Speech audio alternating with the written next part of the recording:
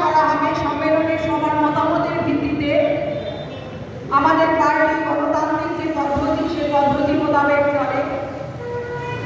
আমাদের পার্টি কোনো নিষ্ফলের পার্টি নয়।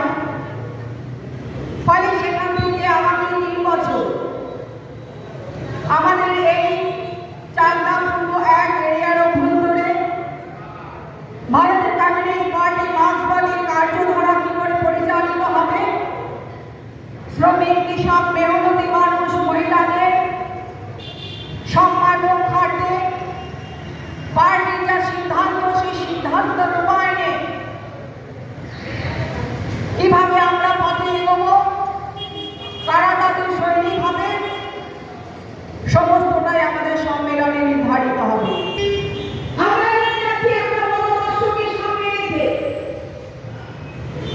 যে মতাদর্শ বলে শ্রমিক, কৃষক, মেহনতি মানুষের নেতৃত্বে রাষ্ট্রকে, যেখানে কোনো কাটমানি সংস্কৃতি, যেখানে কোনো থ্রেড কালচার থাকবে না, তার বিরুদ্ধে দাঁড়িয়ে আমার পার্টি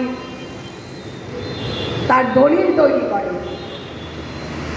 আর এখনো আমরা এই পার্টিটার পতাকা বহন করি, এটা ভেবে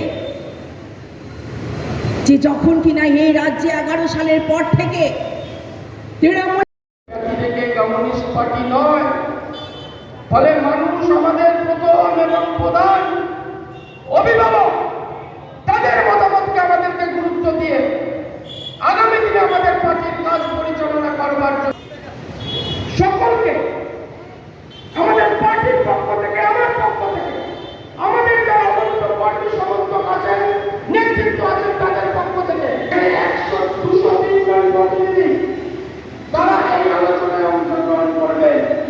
সেই অভ্যর্থনা কমিটির সম্পাদক আমাদের পার্টির নেতা কমরেড সঞ্জীব মুখার্জিকে আমি বক্তৃতা করবার জন্য অনুরোধ করছি। একদম আপনাদের সম্মেলন নিয়ে জেলায় জেলায় আপনাদের কর্মসূচি হচ্ছে, মানুষের সারা কেমন পাচ্ছে?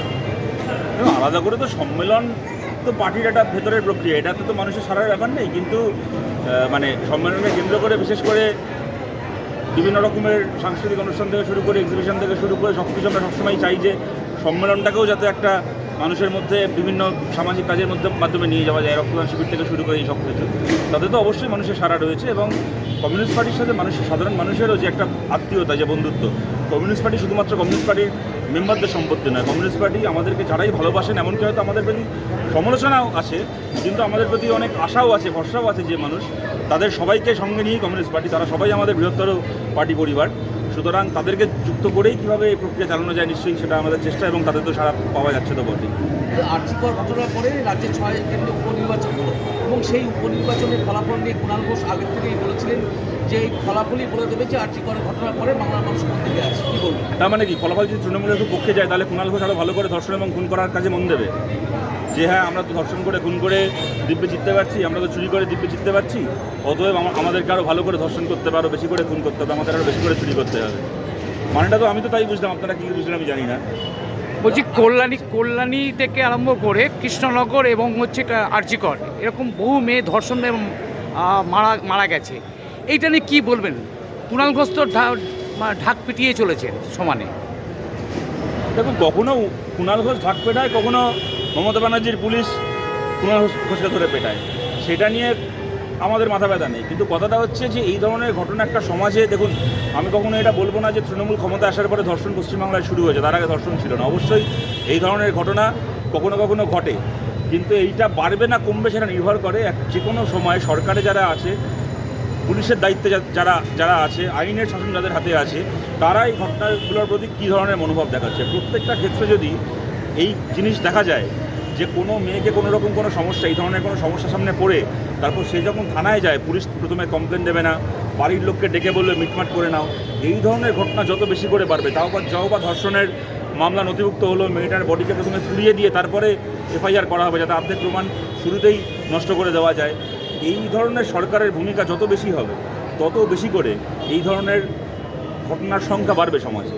দুটো ক্ষেত্রে এই দুভাবে এটাকে ট্যাকেল করতে হবে। আমরা জানি, এক, আইন শৃঙ্খলাকে কঠিন হতে হবে, দুই, মানুষের মধ্যেও যাতে এই ধরনের নেগেটিভ প্রবণতাগুলো না বাড়ে তার জন্য একেবারে ছোটোবেলা থেকে একটা সামাজিক শিক্ষা, একটা সামাজিক পরিবেশ সেই মতো শুরু করতে হবে। এখন নেতারা যদি ভাষণ দেন যে ঘরের ছেলে ঢুকিয়ে রেপ করে দেব, তাহলে তো একটা সমাজে ছোটো থেকে যারা বড় হচ্ছে তাদের কাছে ধর্ষণ তো নর্মালাইজড হবে। আজকে যদি পঞ্চায়েতে বিরোধী দলের কেউ প্রার্থী হয়েছে বলে তার শাস্তি এই হয় যে তার স্ত্রীকে গায়ের শাড়ি খুলে নিয়ে রাস্তায় ফেলে লাথি মারবো, তাহলে তো সমাজে ধর্ষণ বাড়বেই। কেননা একজন মহিলা হওয়াটাকে আক্রমণ করাটা তখন একটা রাজনৈতিক বদলা নেওয়ার একটা পথ হয়ে যাচ্ছে। আজকে শুভেন্দু অধিকারী বিজেপিতে গেছে, কিন্তু এই ঘটনা ঘটেছে বিজেপির প্রার্থী হয়েছেন বলে মেদিনীপুরে একজন মহিলাকে ধর্ষিত হতে হয়েছে এবং বিজেপি শুভেন্দু অধিকারীর বিরুদ্ধেই অভিযোগ করেছে যে তার নির্দেশে এই ঘটনা ঘটেছে। অতএব ধর্ষণকে আমরা গত 10-12 বছর ধরে দেখছি বাংলায় রাজনৈতিক হাতিয়ার করা হয়েছে, যার ফলে এই প্রবণতা আরও বেশি করে বেড়েছে। এবং যে কারণে কোথাও দেখুন, সব ধর্ষণের ঘটনায় যে তৃণমূল যুক্ত থাকে এমন তো নয়, কিন্তু তা সত্ত্বেও দেখবেন পুলিশের কাছে কেউ গেলে পুলিশ প্রথমেই ঝামেলা এড়াতে চায় কেন, পাশ কাটিয়ে যেতে চায় কেন, মামলা নিতে চায় না কেন? তার কারণটা হচ্ছে পুলিশের মনে হয় যদি তদন্তটাকে বেশি এগোই তাহলে কোথাও না কোথাও তৃণমূলের কারোর না কারোর একটা নাম চলে আসে। এই কারণে এগুলো বাড়ে সমাজে। আমি বলবো না তৃণমূল শুরু করেছে, তো তৃণমূলের আমলে এগুলো বাড়ছে। শেষ প্রশ্ন, সেটা